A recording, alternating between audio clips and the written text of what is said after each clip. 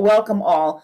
And on behalf of our core leadership team, Mike, Becky, Emily, Aaliyah, and our associate directors, I want to thank everybody for joining us for our first lecture for UAB's Learning Health Systems Month, or Health System Month. So many of you know sort of the traditional activities of the core, which has been focused mostly on training and supporting investigators throughout all stages of their journey. We have got lots of sort of interesting programs. The T32, as you know, is sort of the core training program that we have in place to support pre and postdocs. And then we have a couple of other training initiatives such as Driven, which is to sort of emphasize inclusivity and diversity in translational and outcomes research. Grit, which is going to help you sort of write your proposal and get it off the ground and get it submitted. But we are now sort of branching also out into this learning health system space, in part due to a prompt from the health system, and Dr. Jones is going to talk in a minute, about a year ago, pre-COVID, when there was a lot of conversation about how do we begin to get UAB to think more about becoming a learning health system, or certainly to adopt some of the principles of learning health systems. And so we've had a number of activities in the last year or so. One, talking to key stakeholders about what they think is a learning health system. And then more recently, working with the Office of Clinical Practice Transformation, Rick Van Pelt's group, to sort of dig a little deeper into what we may consider as the barriers and facilitators to adopting a learning health system, and particularly sort of connecting researchers to practice folks. And so for us at the core, we really are sort of excited in sort of this new potential trajectory for us. And hopefully you'll hear more from us about some of the initiatives that we are thinking about in terms of supporting LHS here at UAB. Before handing it off to Dr. Jones, I certainly want to thank and acknowledge UAB Hospital Medicine. I want to acknowledge the Clinical and Population Health Sciences program, which has also supported and been part of this work that we have been doing. And then also before I sort of hand it off, is to acknowledge that this is a month of activity, a month of lectures on Tuesdays at 12 noon. Today, we're kicking it off with Dr. Friedman, and you'll hear more about him from Dr. Irwin, who will introduce him as the Kilgore lecturer. But next week, we are going to hear about another health system sort of journey towards LHS. And so we'll hear from Vanderbilt University and Dr. Rothman. And then, because we are doing really interesting work here at UAB, we're going to highlight a couple of our own projects. And so Shay Palanchi will discuss her work on pressure injuries and reducing pressure injuries within our health system, and how she's used data to sort of drive that initiative. And then we'll talk a little bit more about the COVID Core Initiative, which was sort of rapidly developed in response to COVID to try and get work groups of individuals working well together on certain critical questions, as well as to try and develop and test a process for getting key data that might help sort of drive inquiry within that space. And so we'll hear from 3 investigators who took advantage of the COVID Core and what we were doing there. So once again, I'm going to hand it off to Dr. Jones. And many of you know Dr. Jones. He is, I know what you do. You are the president of the University of Alabama Health Services Foundation, and our chief physician executive, and our senior associate dean for clinical affairs. So Dr. Jones, we want you to say a few words of welcome. Allison, thank you. And just to make all those titles, to shorten it up a little bit, you can just call me Chief Troublemaker. So I do want to say thank you to Charles for making himself available. And as the first speaker in this month-long period where we're going to get more educated and build a broader foundational understanding of what the journey really is in terms of going from a traditional model to a health system that actually incorporates and synergizes its key components from those in the school and those who are in operations in the health system to really drive excellence in care. What's so exciting about this to me is that I even think about my own journey in making a decision about why did I come to an academic medical center for my career. And it's not that different from overwhelmingly majority of yours, which is the synergy that can occur in terms of advancing care of our patients when you take the best and brightest, around those who deeply understand systems and care delivery, from our operations to administrative leaders, to our providers, and to our scientists, to where we advance care traditionally through our research, and in doing so, we create new advances and everything and so forth. But one of the areas where we haven't really done that well is this concept of taking the science and the rigor and discipline around what it brings to creating excellent systems.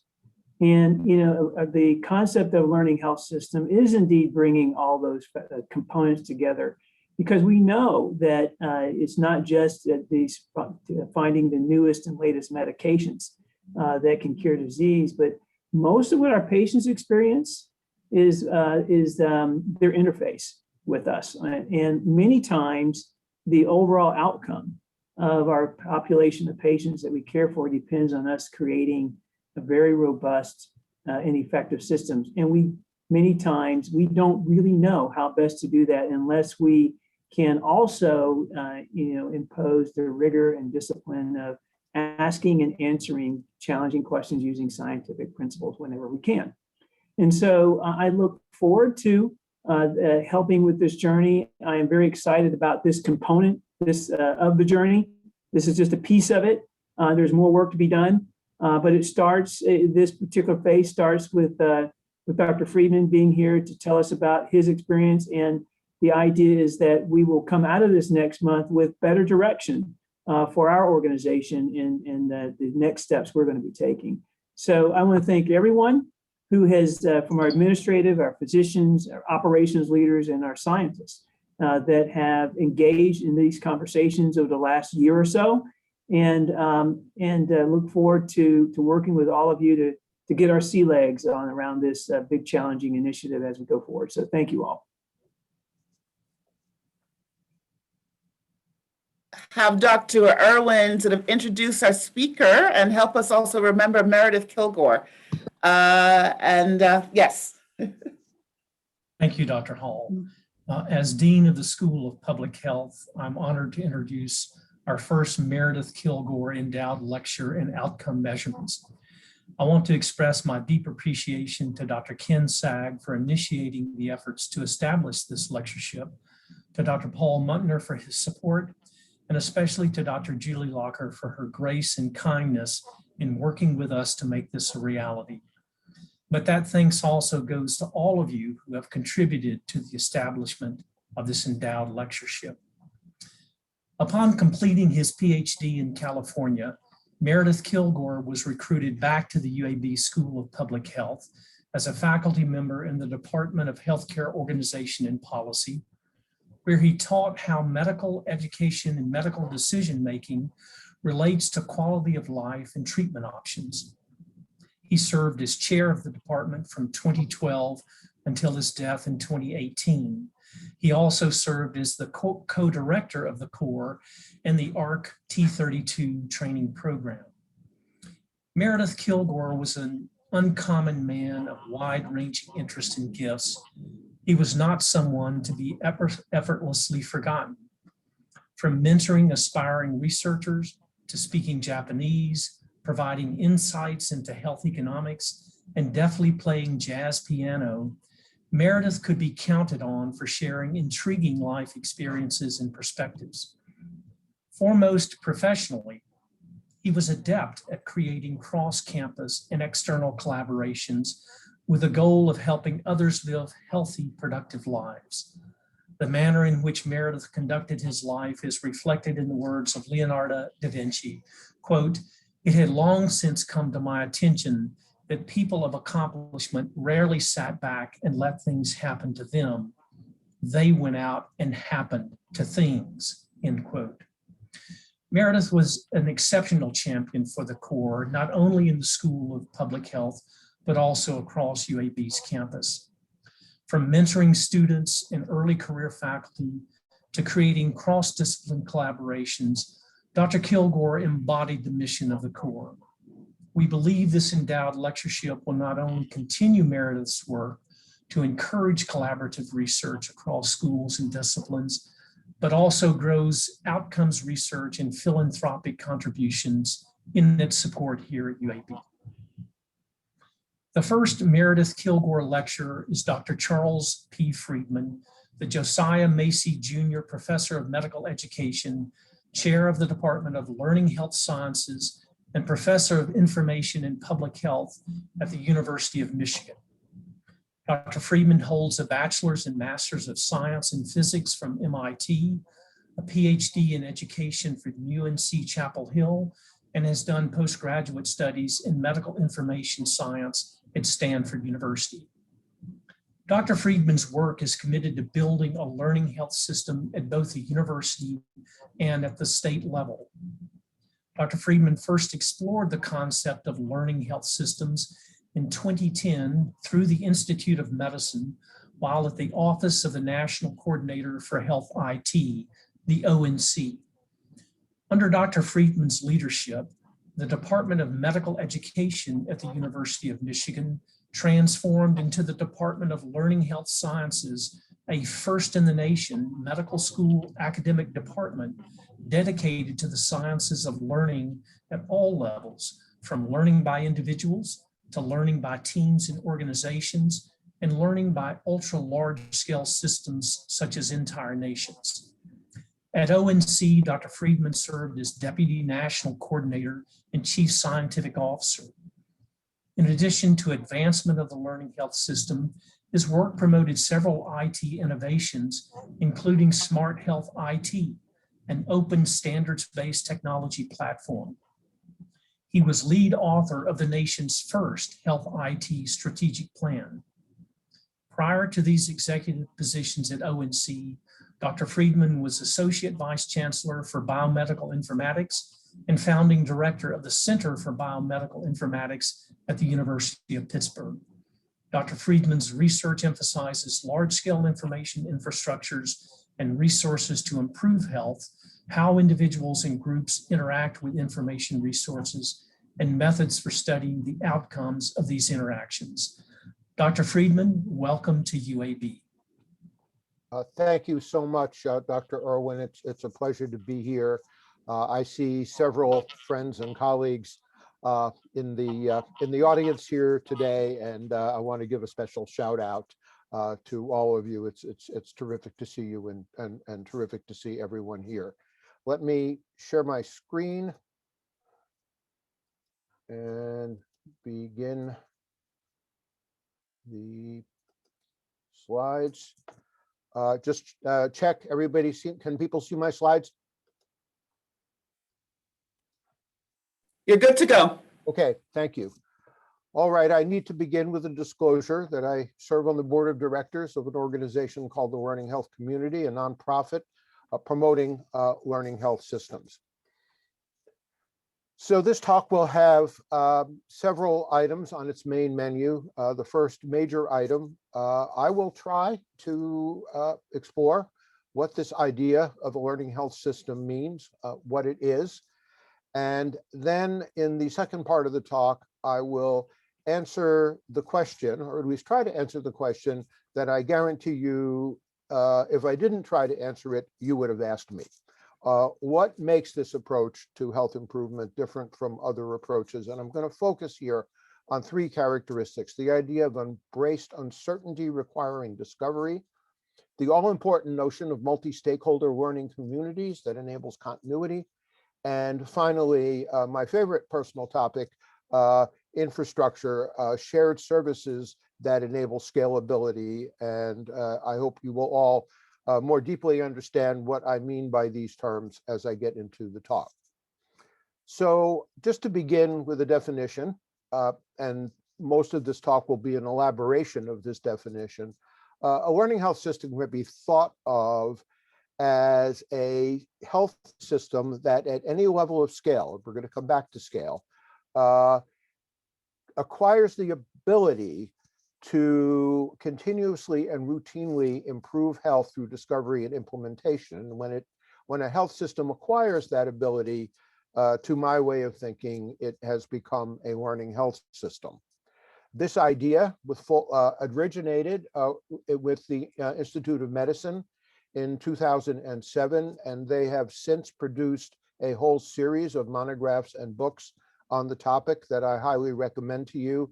And then for additional reading, and this is the shameless promotion part of this talk, you might also wish to look at the articles in the journal Learning Health Systems, published by John Wiley, which I have the privilege of editing. So you'll hear a lot of people referring to what I'm talking about today as a learning healthcare system.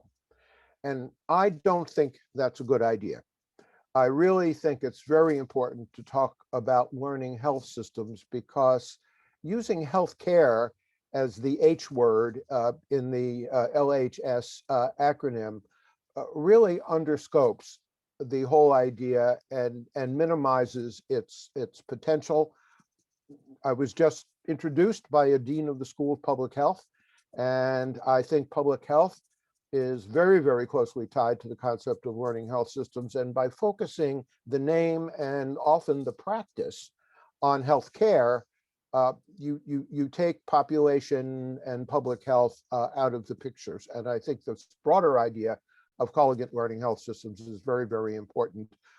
In the journal I referred to earlier, referenced on the bottom, is a very nice little piece which goes into this distinction in more detail. So another way to think about learning health systems is to think about anthems. What the learning health system army, were it marching out metaphorically to do battle to improve health, would be singing as they marched. So I will offer you the titles of 3 anthems. I have not put these to music, and if anybody is more musical than me and would like to suggest how these might be put to music, please let me know. So the first, you see the second here also, is bring us the tough problems. This idea really was designed to address large-scale health problems, and I will give you some examples later on today. So bring us the tough problems is the first anthem. The second anthem is a system problem needs a system solution. If the tough problems are system problems, and they often are, we are not going to fix these problems, for example, by fixing the people. We have to fix the whole environment, the whole context, the whole set of workflows and methods by which people do what they do. The people often don't need fixing. It's the system that needs to be addressed. And the third anthem is 17 years to 17 months, or maybe even to 17 weeks to 17 days or 17 hours. And this, of course, refers to the well-documented latency between the discovery of new biomedical knowledge that can improve health and its widespread implementation in practice. This commonly referred to latency of 17 years could be 10 years, could be 20 years. The number doesn't matter. There seems to be almost universal agreement that this latency is in double digits of years, and the learning health system seeks to shorten that. So let's get a little more specific here and think about what a learning health system would look like if one walked into it. So I'll present you a view now of what a hypothetical inspector, if that inspector came into a health system to determine to what extent that health system is a learning health system, what are the items that would be on the inspector's checklist? And at a high level, I'll suggest to you there are 5 such items. I think the inspector would be looking to see if this health system could capture as data to learn from characteristics, events, and context. In other words, what goes on there in some comprehensive way? Are they capturing that as data that can be analyzed and learned from? As a complement to that, are they taking that learning, which could be called trusted knowledge, and making it rapidly available to support decisions, and not just decisions by clinicians, decisions by patients, decisions by administrators and others in the environment. And we call that knowledge to practice. Do they do this continuously and in an enduring way through ongoing cyclic activity? Being a learning health system is not a bursty, acute activity. It's a continuous and ongoing activity. Is there an infrastructure in place that enables this to happen routinely and with economy of scale? And we'll return to that topic as a major differentiator of learning health systems. And finally, is all of this part of the culture? And one way this inspector might determine if this is part of the culture is by walking up to people in the health system and saying, why do you do this stuff? And the answer would be, perhaps if it's part of the culture, well, we don't know. This is, I can't really tell you, this is who we are, and this is what we do. So here are 5 things an inspector would be looking for to see if a health system were a learning health system. And this could be typified if you were on a journey to become a learning health system, what the endpoints on the journey might be.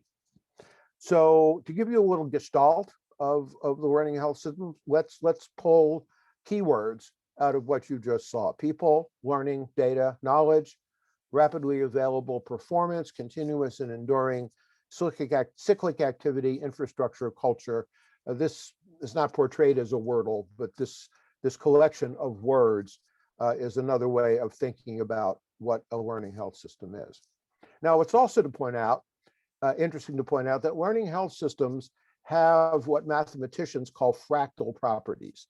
They can exist at many different levels of scale, from single organizations to networks of organizations to jurisdictional areas, subnational areas like states, provinces, and regions, entire nations, and you see here Switzerland for a reason that I will describe in a moment, and maybe even the whole planet. What makes them fractals is that independent of what level of scale they operate at, they pretty much do the same thing. And this is very important as we will return to. But the thing to remember for the moment is that you can have learning health systems at any of these levels of scale. And I think we're talking primarily today about the UAB's health system as a very large single organization. But I think we could also muse about what's possible at these other levels of scale at which learning health systems can exist. Okay, so the next question as we continue this exploration of what learning health systems are is, well, what do they do? Well, the primary thing they do is what might be called an improvement or learning cycle, a community-directed cycle of study and change. And in a learning health system, there will be many of these cycles going on at the same time. And a cycle begins with the formation of a learning community, a multi-stakeholder group that is interested in, perhaps even passionate about, solving a health problem of interest, which literally could be any health problem that this community is passionate about. And they begin by capturing practices data. They study what's happening now, and they also study what is the level of performance with regard to this health problem of interest. What are the metrics that characterize the performance of the system now regarding this health problem? And this also provides baseline data against which future progress can be measured. They then assemble that data for analysis and analyze it. We call this process the data to knowledge stage of the learning cycle. And through those analytics, they create new knowledge, which might be called internal knowledge, that is generated by the learning community itself using data from its own organizational environment. Because any health problem of interest has probably been studied in other places, what's learned internally is then combined with what the literature and other experiences external to this entity has assembled, and the community then comes together to interpret the results, and based on that interpretation comes to some conclusions about what might be done to improve against this health problem of interest. They design an intervention or interventions.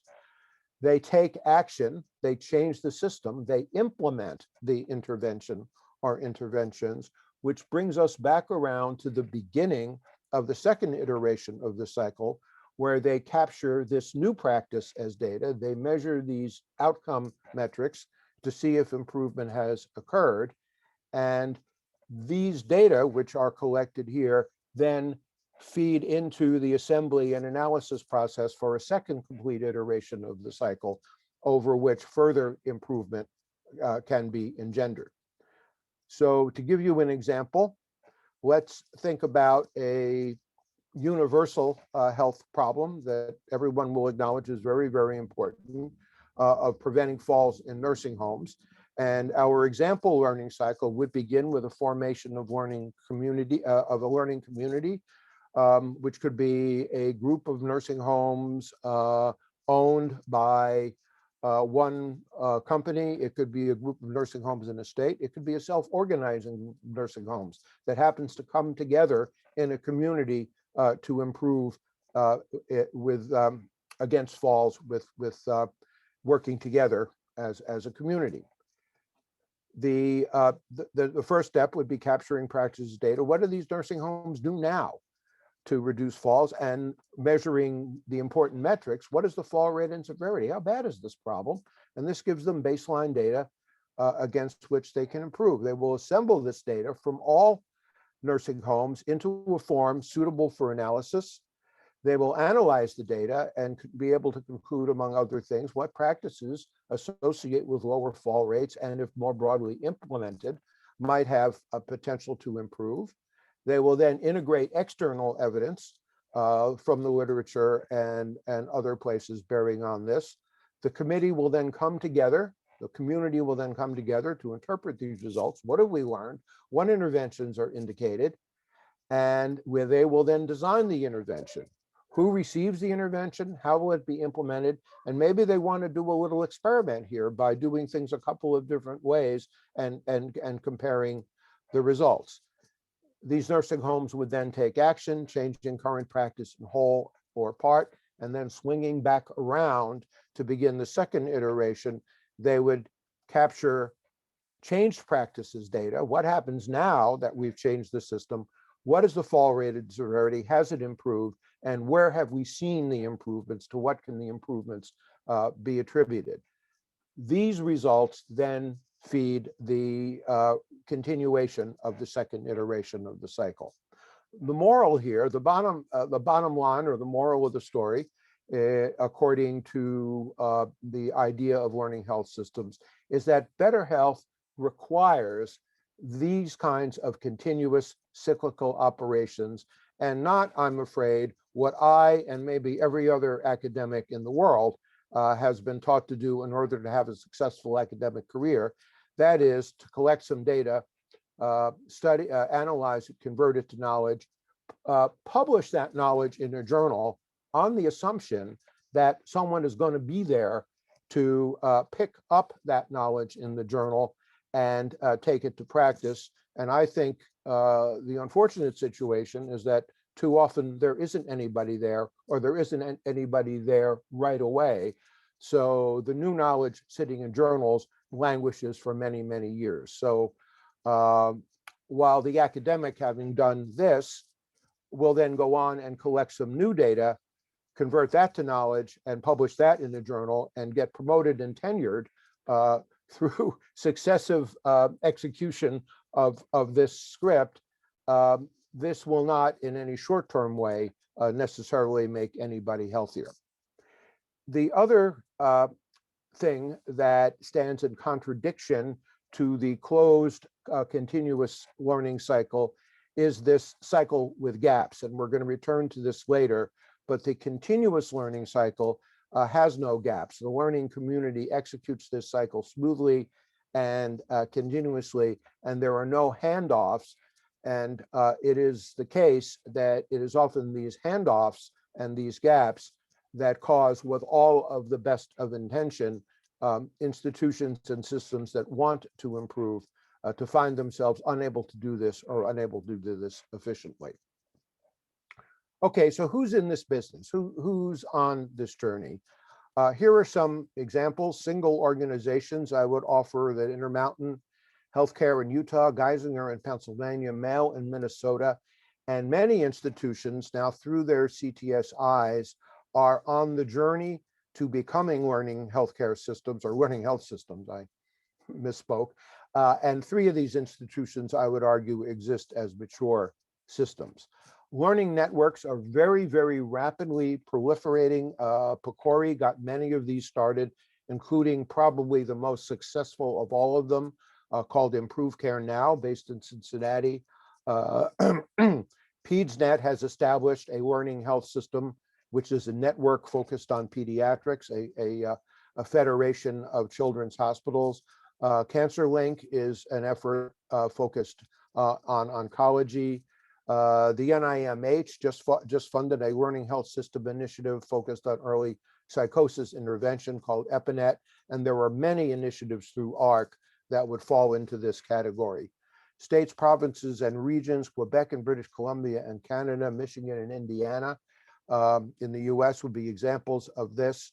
At the national level, I would call out Switzerland, Scotland and England in the UK, Saudi Arabia, and our own Veterans Health Administration as learning health systems that are in progress at national scale.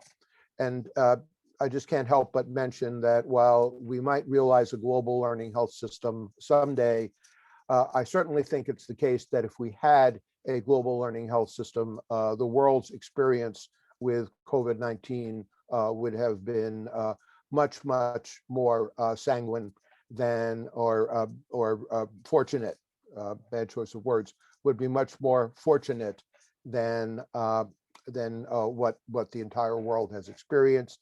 Here's an example of what's going on in the UK, the Better Care Partnership, through the sponsored through the National Organization of Health Data Research UK. And if you look at this cycle, which they call the Better Care Loop, you will see something closely resembling what I presented. Okay, excuse me, that finishes part 1 of this quick excursion through the world of learning health systems. Let me go on very quickly into part 2, where I will talk about 3 characteristics that make the learning health system approach to improvement different from other approaches. So this idea of embraced uncertainty. System problems are complex problems, and in a learning health system, at the outset, the community is unsure of what it's going to do. And that unsureness, that insecurity about what it's going to do, that lack of knowing what's the best thing to do, is a key characteristic of this method, because the community goes through, as they execute the cycle, 3 stages actually of discovery. And in performance to data, they're answering the question, what happens now? In the data to knowledge, they're exercising discovery by answering the question, how should we change? And in the knowledge to performance, the 3rd stage of the cycle, they are exercising discovery by seeking to know, how should these changes be implemented? It's very important to point out that as a kind of corollary to what I just said, the learning cycle should start at 5 o'clock here and not at 12 o'clock here. If you're starting at 12 o'clock, which is often where many health improvement efforts start, the community has been told what to do or has made an evidence-free decision. However, if you start at 5 o'clock, which is where I am advocating that the cycle should start, the community collaboratively discovers what to do. It embraces uncertainty and figures things out together, which has a number of positive benefits. So just to drive this point even further, an example of starting at 12 o'clock, which is counter to learning health system practice, we might see a situation where a group is told the leadership has decided to hire miracle consultants and their program will be implemented to reduce falls. So you're starting here, figuring out how to do what it is that someone has told you to do. By contrast, starting at 5 o'clock, the initiation language would be, everyone's concerned about the rate of falls. We share this concern. Based on our own studies in the literature, we will develop and implement a plan. You're starting here and beginning with the performance to data part, the data to knowledge part, from which you discover what to do, bringing in external evidence, and things proceed from there. So this is embraced discovery. Now, multi-stakeholder learning communities are a key element of learning health systems that enables this continuity of the cycle, where the learning community that does P to D is the learning community that does D to K, and is the learning community that does K to P, and continuing through successive iterations. All too often, we have the situation with gaps, which often is brought about by the fact that the group that does P to D, who might be called program evaluators, is a different group from the group that does D to K, often called embedded researchers, and which is a different group from the people who do the K to P, often called change implementers. If these are different groups of people with different cultures, different ways of doing business, maybe different technologies and all kinds of other different things, what happens here, here, and here, in order for things to progress smoothly, must be a handoff, and it must be a smooth handoff. And because of these differences, too often this doesn't happen. So I am suggesting to you that a distinctive and I think important beneficial feature of learning health systems is this continuity of effort by the community. It follows that you just can't skip this step starting at 5 o'clock by forming this learning community. And in fact, it is the spontaneous formation of the learning community that shares a passion about this health problem of interest that gets the cycle started. Now, these learning communities are collaboratives. I've learned a great deal about this from my colleagues at, I'm sorry, from my colleagues at Cincinnati who run Improve Care Now, who have really developed the theory and practice of collaborative learning communities. And you should read more about what they've done, and I'll give you a reference to that in a moment. These collaboratives are multi-stakeholder. Everybody has to be involved. They're pursuing a shared goal and are fueled by passion to achieve this goal. The strategies they use, the strategies they develop, the discovery processes they undertake, as well as the implementation processes they undertake, are co-produced, co-production. Paul Batalden's key idea is central to this notion of learning communities and learning health systems. And of course, this means the leader will be a facilitator, and it is critical that no single group dominates the learning community and its operation. Improve Care Now, and I cannot more strongly recommend to you that you take a look at what they've done and how they do it. They're easy. I should have put the URL there, but they're easy to find. Just Google Improve Care Now. They have truly developed, pioneered, and perfected this learning community work. And through this is one of the more stellar examples of success in learning health system work. Beginning around the dawn of the learning health system idea, they have significantly improved the remission rate in adolescents and young adults with inflammatory bowel disease from somewhere below 50% to somewhere approaching 80%. This is documented in several papers, one of which is referenced here.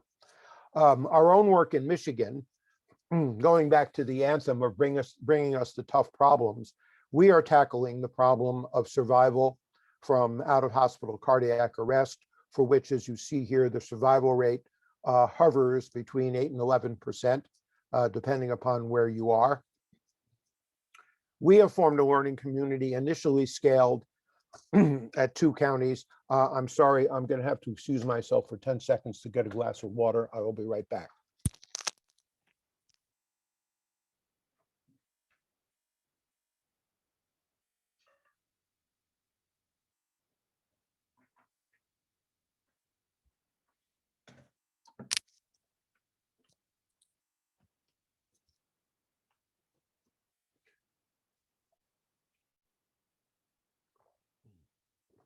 When you give a live talk, usually the very thoughtful people put a glass of water on the podium.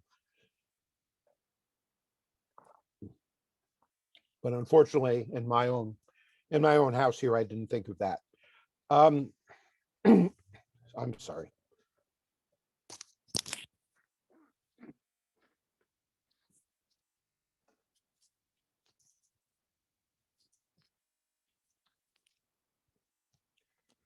So in this example, we've assembled a learning community focused on improving the survival rate from out-of-hospital cardiac arrests with stakeholders across the entirety of what the American Heart Association calls the chain of survival.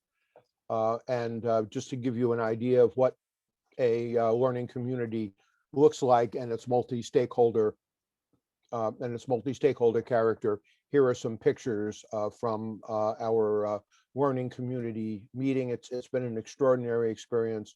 We are still in the data to knowledge phase of this learning community work. We now have funding from the American Heart Association, but it's been extraordinary to see how people have come together and participated actively in this work. So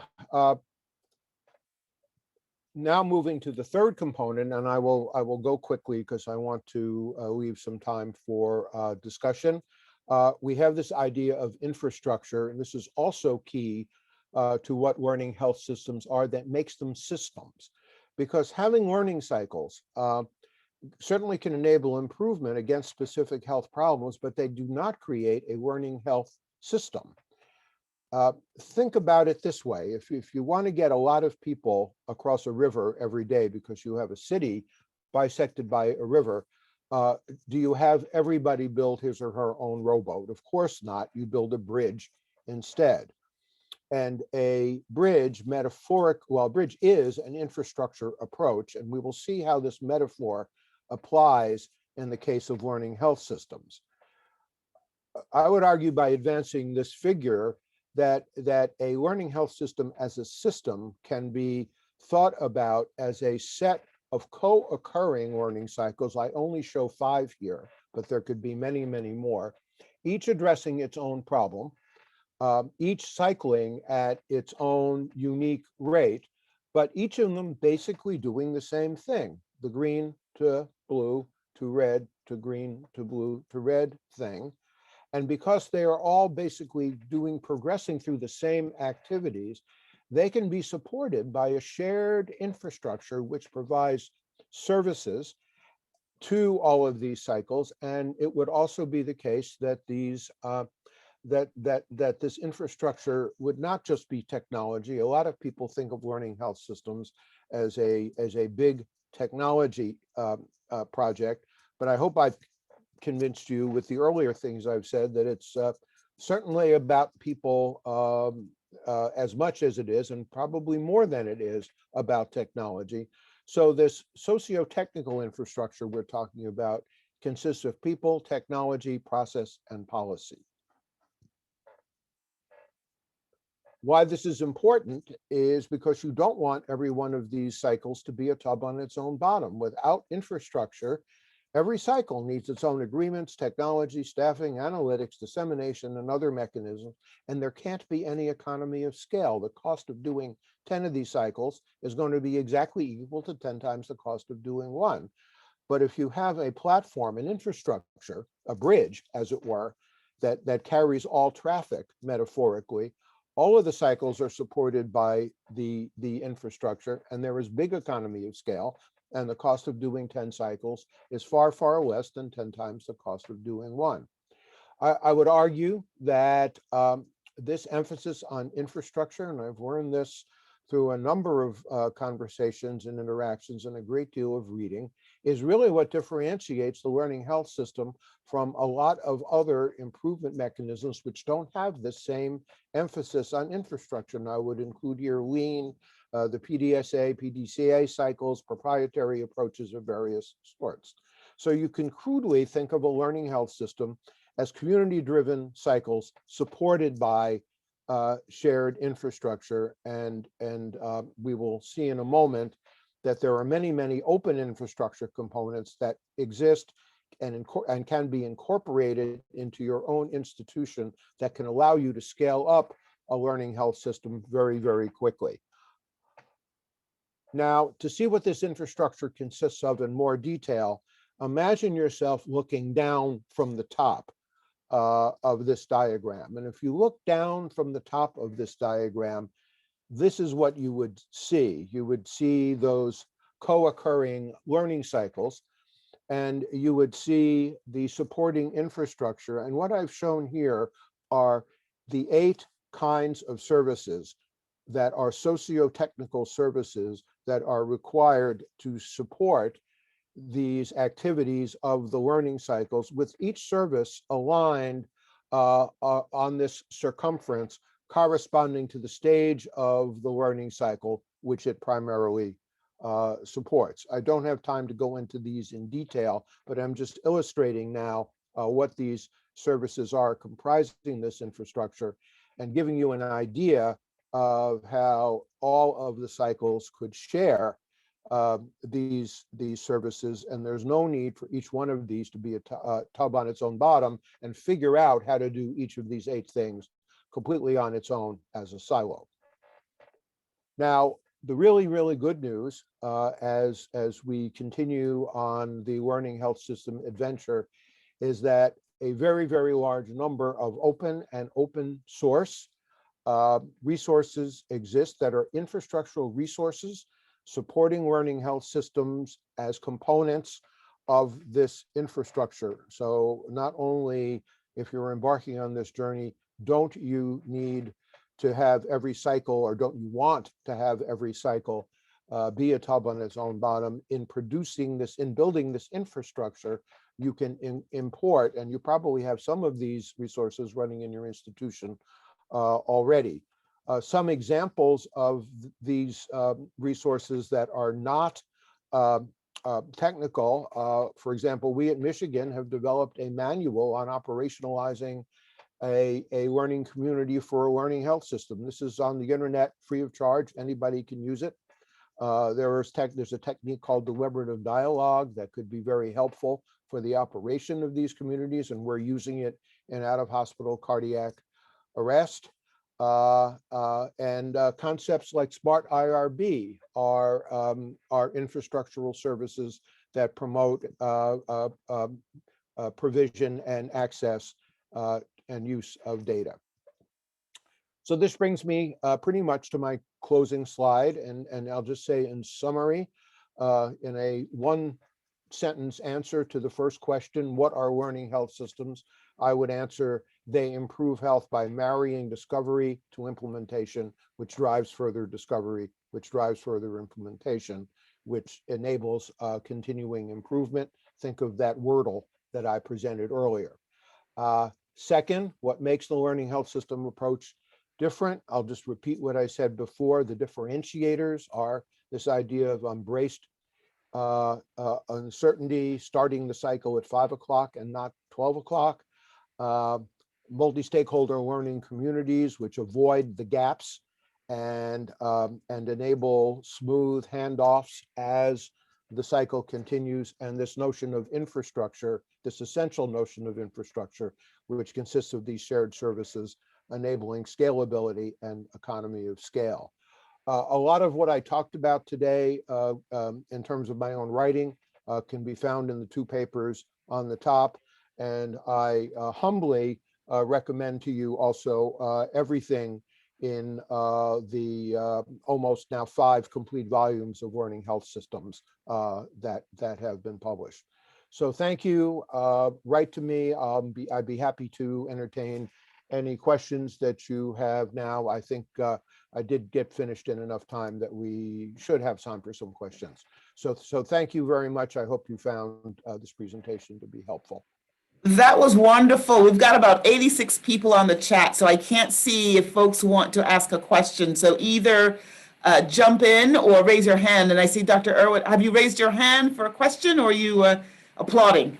I was applauding. Thank you. Okay, that was wonderful. So does anybody have any questions? Yes, Ken.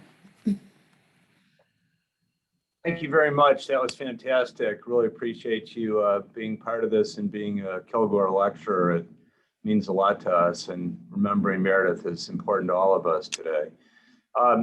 Regarding the actual steps 7 and 8, which I think are really, in my view, complicated and difficult to get right. What are your recommendations around how to implement? I mean, do we have to do this in a scientific way with a randomized design? Should we do it quasi-experimentally using things like interrupted time series, or is it simple and just do it as before and after? How do you integrate that into the learning health system? Okay, that's you got an hour. No, seriously, a few answers to that question. First of all, I've become a great believer in implementation science, and a lot of those questions, of course, are questions that are fundamental to implementation science, and I consider implementation science one of the key sciences represented in my department. So a process answer to your question is, if you don't have them, hire implementation scientists. They have the know-how and the knowledge base to do this. And a lot of what is happening now is this idea of launching multiple, almost pragmatic trials in the K to P phase of the learning cycle. Don't just do it one way. Let's try to do it multiple ways and see which one works better. This assumes you have the samples and the other things you need to run a rigorous trial. But if you can't do that, you can do things. You can do things in a kind of before and after way. You have in the first iteration of P to D measured the metrics that you will use to gauge progress, so the community can do the one intervention, one set of changes that it thinks is the best thing to do by virtue of its own discovery activities. Do it and see if things got better. And if things didn't get better, you can study correlationally the characteristics of the change process that might suggest how on the second iteration to do it better the next time. So there are many approaches to this that are being used, and quite honestly, which one you use is often a function of what resources you have available and what the setting is in which you are working, and what opportunities the natural setting in which you're working enables you to do. That's the short answer. There's a much longer answer, but we don't have time for that today. Jim Semino has his hand up. Yeah, hi, can you hear me? Hi, Jim. Yes. Good. I'm not in a place where I can use my video. I'm on vacation today, but I didn't want to miss this. Hi, Chuck. This was great. Thank you very much. There are two places in the cycle that I'm having a problem trying to work through my mind how we handle them. And I don't want to go into a long diatribe. I'll just give you a flavor of the things, and then you can expand on them. One of them is the collection of data and understanding. You mentioned context, but I think it's very hard to know the context. I'll give a quick example. Is somebody's on a medication. We don't have a firm idea of why they're on the medication unless we read the notes and use natural language processing or something like that. And then the medication is changed or stopped. and we don't know if, automatically or in any structured, controlled way, was it stopped because it worked, or because they had a side effect, or because it wasn't working, or because of insurance wasn't paying for it, or they just couldn't buy it anymore? So how do we learn if we don't know what the heck is going on with the patient? And then the other part is the delivery, what I call the last 3 feet of precision medicine, is how do we handle injecting all this knowledge that we're gonna gain from studying the data? How do we get that into the workflow in some way other than educating physicians and nurses and everybody else with continuing medical education or something and making them memorize it, or creating alerts and reminders and adding to the already burdensome clinical decision support system?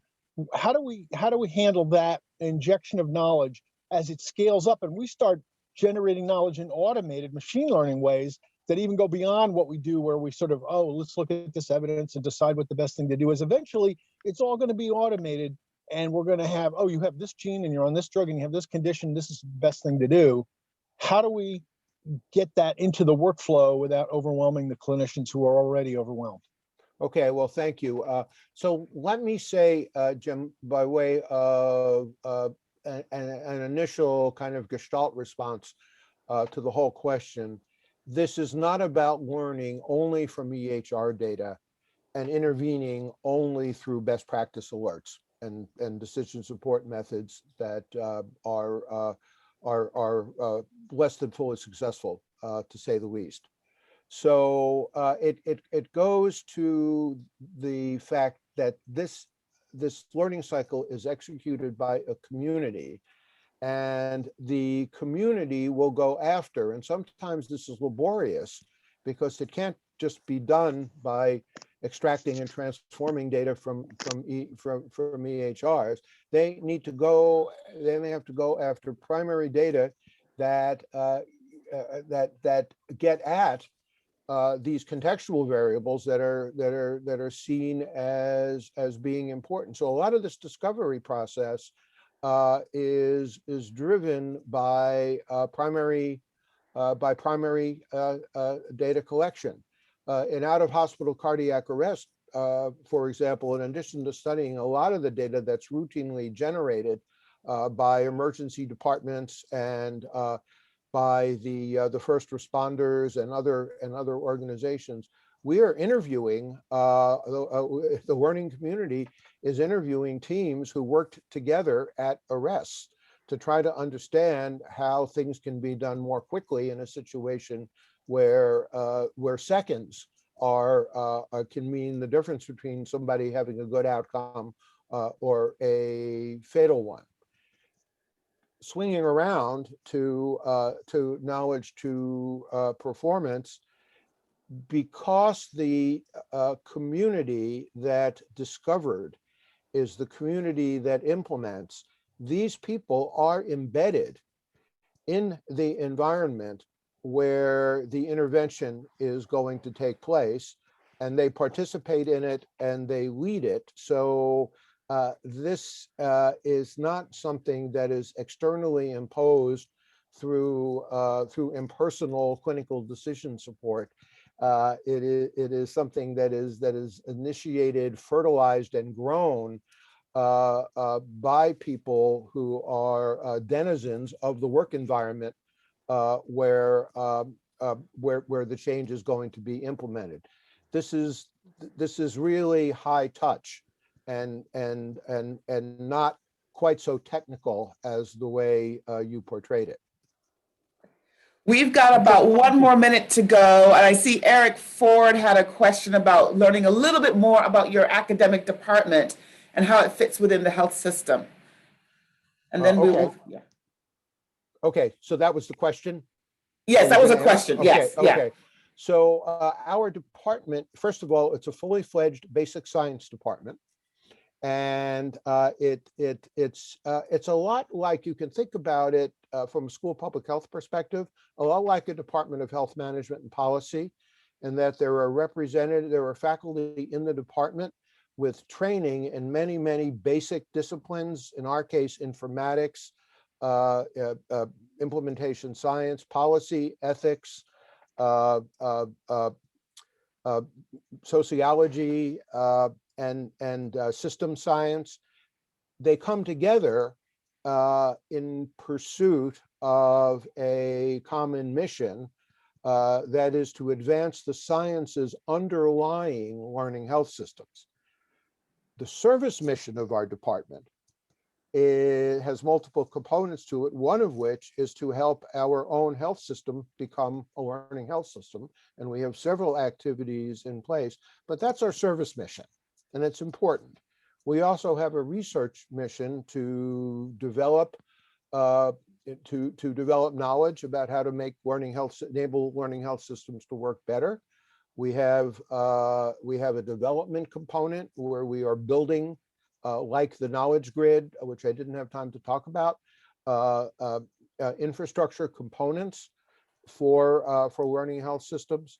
And we have outreach and communication components to our mission. Finally, we have, last but certainly not least, we have an educational program. We have a PhD program in health infrastructures and learning systems to train the learning health system scientists of the future. So we quack like a basic science department. We do all the things that a basic science department does, but focused on this mission, our mission, to advance the theory, empirical knowledge base, and practice of learning health systems. Well, we've hit 1 o'clock. This has been wonderful. And so I want to thank you very much for coming to UAB. Hopefully we can actually get you here in person one day. And I would be remiss, as I'm sort of closing, to not also acknowledge our other members of our core planning team, Trudy Horton. Trudy, I forgot to mention your name, and Andrew Charrington has also been part of our core meeting. And everybody else, stay tuned for more advertisements about our upcoming activities next week and throughout the month of March. So thank you so much, Dr. Friedman. We will be in touch. Thank you, everybody. It was a pleasure. Thank you very much. Bye-bye. Bye-bye. Take care.